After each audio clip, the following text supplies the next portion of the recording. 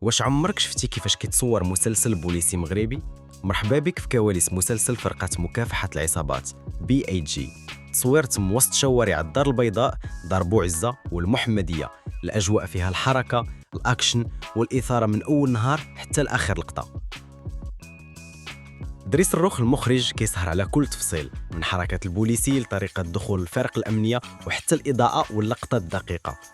الممثلين بحال سعيد با يوسف جندي وكريم بولمال كيتدربوا على مشاهد مطاردات، تبادل اطلاق نار واستجوابات حقيقيه. كاين تدريب على السلاح، كيفاش تمشي بطريقه بوليسيه وكيفاش تفاعل في وسط الجريمه.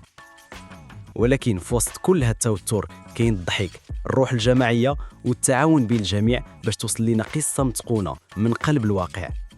BAG ماشي غير مسلسل، هذه تجربه جديده في الدراما المغربيه، كتحط البوليسي والجريمه والانسان في الصوره واحده.